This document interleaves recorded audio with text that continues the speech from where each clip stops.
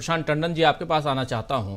प्रशांत जी, अमूमन ये देखा जाता है कि जो सत्ता पक्ष पर काबिज हो मतलब सत्ता पक्ष का हिस्सेदार होता है उसका कुनबा बढ़ जाता है, जल्दी जल्दी धीरे धीरे बढ़ता जाता है। लेकिन अभी पिछले 4 तारीख से लेकर के आज 13 तारीख है, मतलब लगभग 8 दिन बीत रहे हैं, 9वां दिन है आज।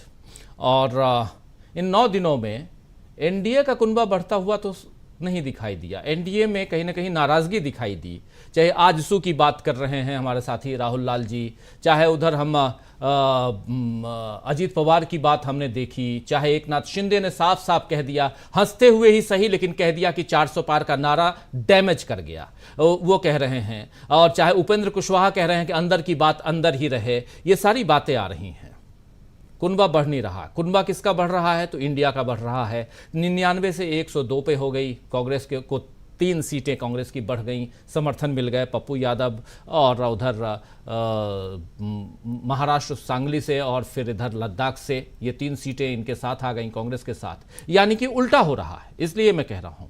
और इन सब के बीच जब हम सदन की ओर बढ़ते हैं, जिधर आगे अभी मुकेश जी लेके आ रहे थे जिन बातों को, उसको थोड़ा देखते हैं और वहां पर और थोड़ा आगे बढ़े। उससे पहले थोड़ा सा रोक करके नेता प्रतिपक्ष तक जरूर आना चाहूंगा। और यहां पर सबसे बड़ी एक चुनौती राहुल गांधी के सामने है। और देखिए, राहुल गांधी के सामने 2 चुनौती है आज की तारीख में, और यहां उस चर्चा को करना जरूरी है। राहुल गांधी के सामने 2 चुनौतियां क्या हैं? हम सत्ता पक्ष की बात तो कर रहे हैं। एक सबसे बड़ी चुनौती है कि राहुल गांधी रायबरेली को रखें कि वायनाड को रखें, एक चुनौती यह है। और राहुल गांधी के सामने दूसरी चुनौती है कि नेता प्रतिपक्ष की कुर्सी को स्वीकार करें या उसको छोड़ दें। इन दोनों को देखा जाए और राहुल गांधी के अभी तक के पॉलिटिकल करियर को देखा जाए, उनके बारे में जितनी बातें होती रही हैं उनको देखा जाए, तो क्या विश्लेषण करेंगे इस पे आप, प्रशांत जी? 3 चीजें आपने उठा दी हैं, एक एक करके मैं आता हूं जी। पहली बात की जो गठबंधन के पार्टियां हैं, आप ही चर्चा कर रहे थे कि नीतीश कुमार को ये सूट नहीं करेगा कि उनके पार्टी के मेंबर ऑफ पार्लियामेंट को कोई ऐसा ओहदा मिल जाए जिससे उसका राजनीतिक कद बड़ा हो जाए। तो इसलिए ये चिंता है वहां पे। ये चिंता चंद्रबाबू नायडू की है और ये चिंता शिंदे साहब की भी है। तीनों अपने अपने राज्यों के मुख्यमंत्री हैं और इनकी पार्टी के इनसे कम ओहदे के लोग जो है वो यहाँ पे केंद्र में मंत्री हैं। जाहिर सी बात है, जिसको रेलवे जैसा मंत्रालय मिल जाए, किसी को और कोई ऐसा बिग बिग बिग 4 में कोई मंत्रालय मिल जाए, उद्योग मंत्रालय मिल जाए, वाणिज्य मंत्रालय मिल जाए, तो ये नेता भी इनसिक्योर होंगे, पहली बात। दूसरी चीज है कि एक और चीज जो अभी सामने आनी है, हुआ क्या है कि आपको बड़े मंत्रालय नहीं मिले। मछली पालन मिल रहा है जी। बिना एयरलाइंस के, बिना हवाई अड्डों के नागरिक उड्डयन मिल रहा है। तो ऐसे मंत्रालयों को लेकर आपको मिला क्या है? समर्थन भी ले गया। सवाल जनता में है कि ये क्यों मान गए।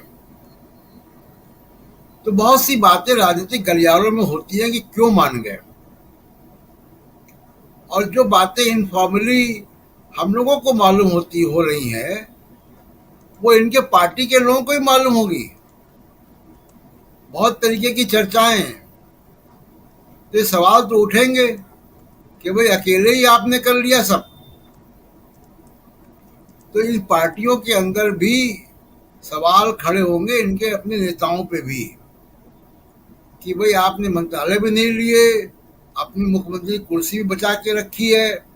बिहार को पैकेज मिलेगा नहीं मिलेगा, ये निर्मला सीतारमण जी बजट आजकल बना रही, तय होगा।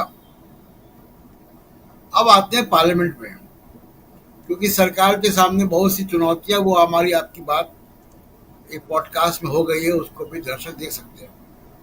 लेकिन अब आते हैं जी पार्लियामेंट के अंदर क्या होगा।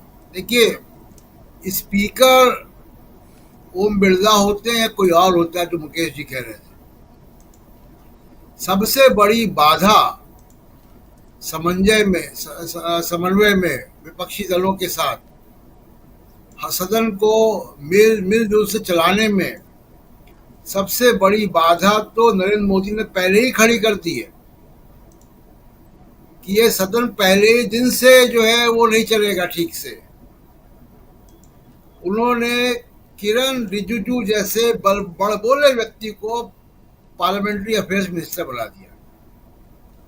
वो व्यक्ति जो रिटायर्ड सुप्रीम कोर्ट जजेस को कहता है कि ये एंटी इंडिया गैंग है, वो व्यक्ति जो राहुल गांधी का मजाक उड़ाता है, वो व्यक्ति जो भारत जोड़ो यात्रा को कहता है फन यात्रा।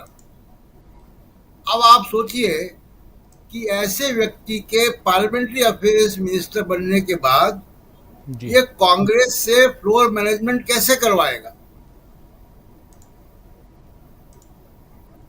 पार्लियामेंट्री अफेयर्स मिनिस्टर बड़बोला व्यक्ति नहीं हो सकता।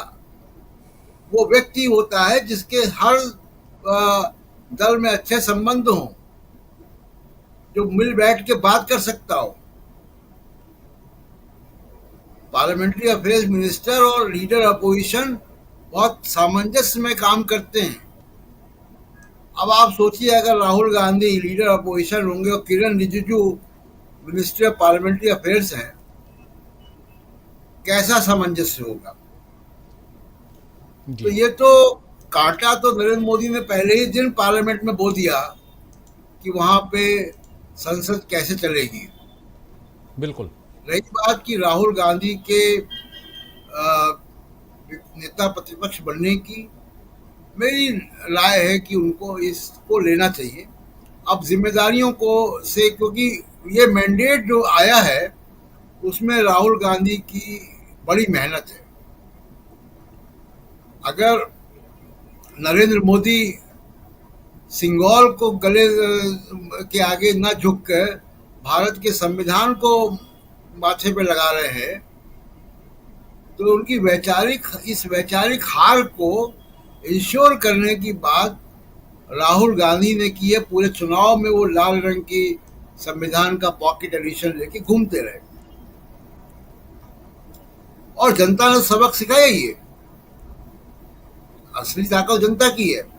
लेकिन अगर राहुल गांधी ये मैंडेट लेकर आए हैं, विपक्ष की इतनी बड़ी संख्या आई है जिसमें बाकी दलों की भी अच्छी भागीदारी है, तब राहुल गांधी को नेता प्रतिपक्ष का, केवल नेता प्रतिपक्ष नहीं, एक शैडो कैबिनेट भी बनानी चाहिए। तो नेता प्रतिपक्ष का उनको जिम्मेदारी लेनी चाहिए और डिप्टी स्पीकर के लिए भी जोर बढ़ाना चाहिए। दोनों बातें जो मुकेश कह रहे, डिप्टी स्पीकर भी जरूरी है। बिल्कुल बिल्कुल, दोनों चीजें तभी आगे की बात होगी। जी जी बिल्कुल। यहाँ महत्वपूर्ण बात, दो बातें महत्वपूर्ण हो रही हैं। एक कि राहुल